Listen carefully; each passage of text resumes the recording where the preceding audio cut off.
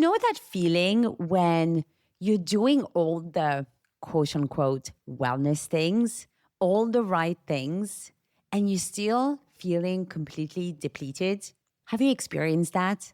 When the meditation app, the breath work, the morning routine, the planner system, the digital detox weekend, all of it stacked on top of each other, somehow still isn't touching the thing that's actually breaking you. That feeling is not a sign you need to try harder. That feeling is data. Because somewhere along the way, we made a deal. We agreed that if work felt impossible, the answer was to make ourselves more durable, to be more resilient, to regulate our nervous systems better, to wake up at 5 a.m., drink the green juice, take the supplements, and just be tougher, have grit. But what if the answer is not on your side of the equation? So today we're talking about why your burnout is not a personal failing, why no app on earth can fix what is structurally broken, and what's actually going on under the surface of modern work that nobody at the top wants to name out loud. Ready? Let's dive in. Hey, I'm Noemie, former queen of bad habits and corporate go-getter turned well-being coach and personal growth junkie. And in a world full of overwhelming wellness advice, we're here to cut through the noise.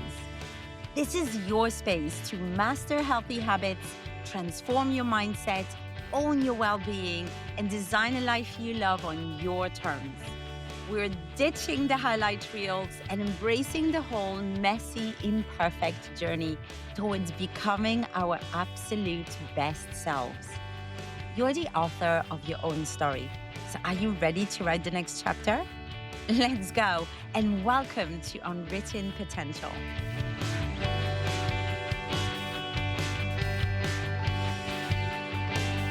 Hello, and welcome back to Unwritten Potential with me, Noemie. I am so happy that you're here.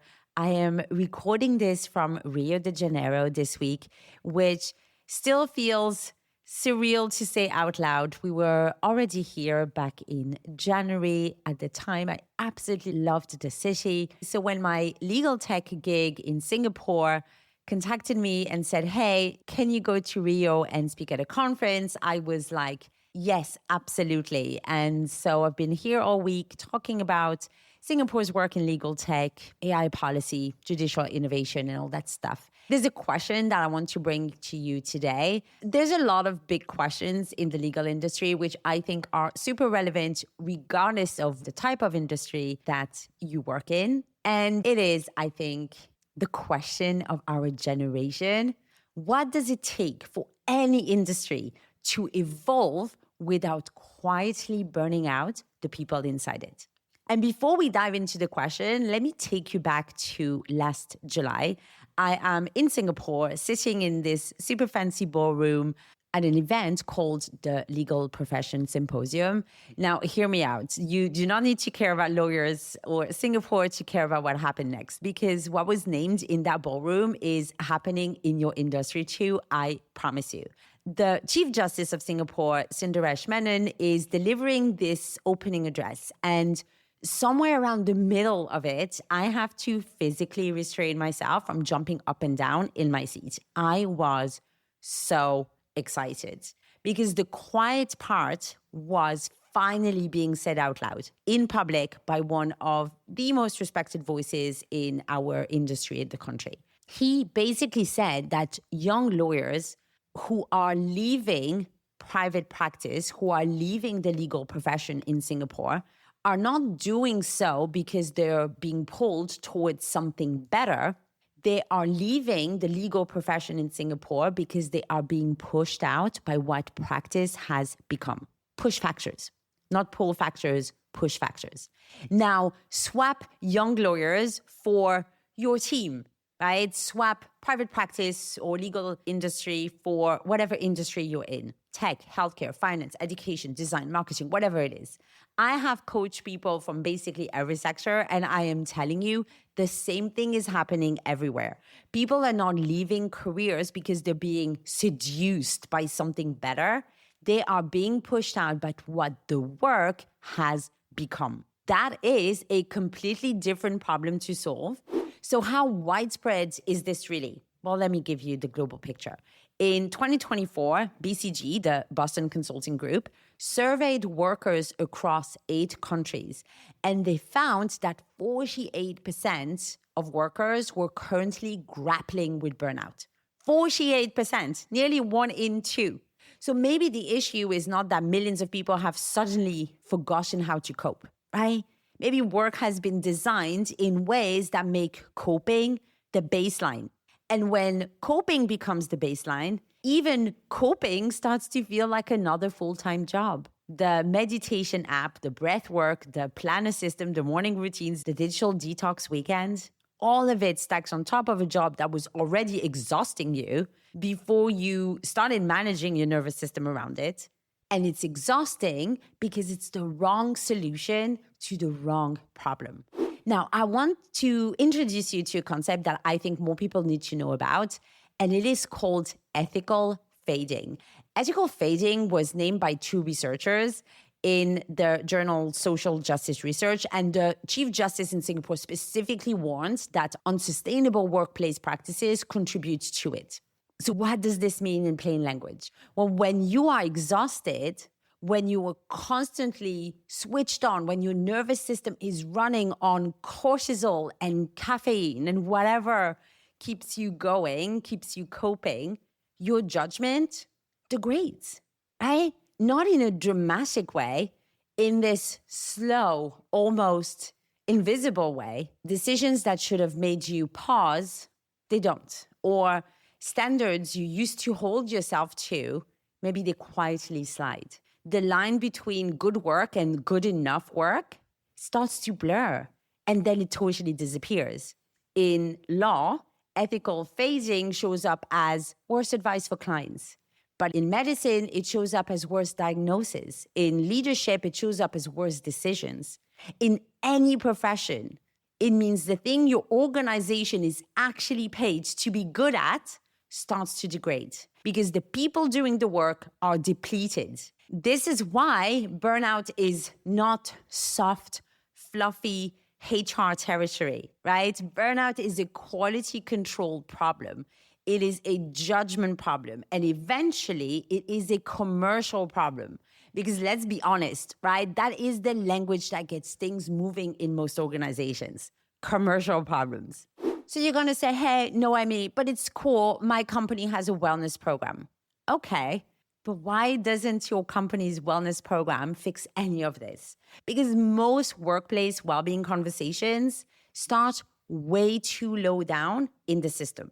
They ask, what kind of support can we offer individuals? What they fail to ask is, what is this profession repeatedly producing, rewarding, tolerating, and calling normal? And often the answers become predictable. It's a coaching app, launching talk series, a resilience webinar, maybe a well-being week with the word thrive somewhere in the title. And listen, I'm not against support. I'm a well-being coach, right? Coaching helps, therapy helps, recovering habit helps. This is awesome. But here's the line I want you to write down somewhere. Helping people cope with a broken system is not the same as changing the system that is breaking them. Both things have to happen at the same time, the individual support and the structural change. Here is the bit that really gets me. A lot of what we call workplace culture is just inherited suffering dressed up as rigor. The always-on responsiveness, the prestige attached to endurance, the mentorship, everyone agrees is super important, but nobody properly projects, nobody invests in. The quiet belief that if you survive the system as it is, the next generation should have too as well. Most of this is not designed by villains, by the way. It's inherited, copied, rewarded, and repeat it until it starts to look like common sense. Hey, this is just how we do things around here. And that is why culture is so hard to change. Culture is what keeps happening when nobody intervenes.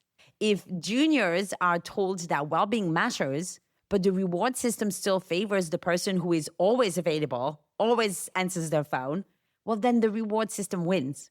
If a company says mentorship matters here, but then the business models does not project time for mentorship, well, then the business model wins. If everyone agrees the pace is unsustainable, but the people who model unsustainable behavior keep becoming the most powerful, successful people in the room, well, then the room has already voted.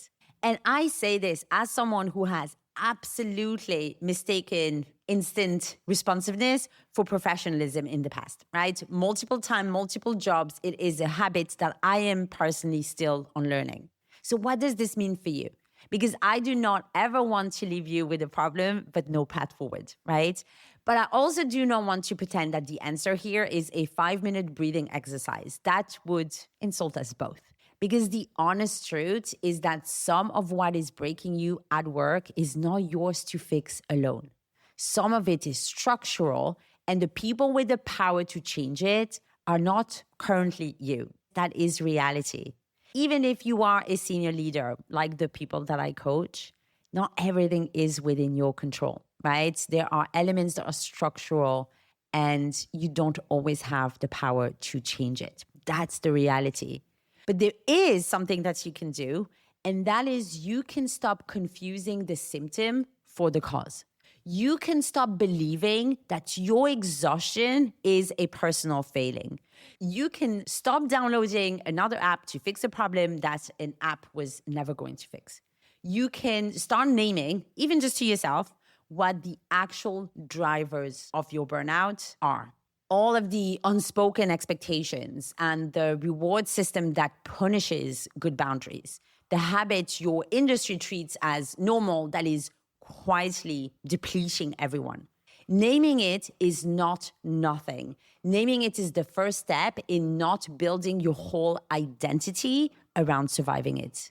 Thank you so much for being here with me today. If this episode hit a nerve, send it to one person in your life who is currently telling you they are just a bit busy, but the face says something totally different. You know, the friend, the one who has been swamped for about 12 months, send it to them. And if you're not subscribed yet, please head over to unwrittenpotential.com for the newsletter and the podcast. Every week, I help 2,000 plus. Can you imagine that we've reached 2,000 burnt out humans build sustainable habits for real messy life? No toxic wellness, no hustle culture, and hopefully no bullshit. Take care of yourself. I'm sending you much love from Rio de Janeiro, and I will see you next week.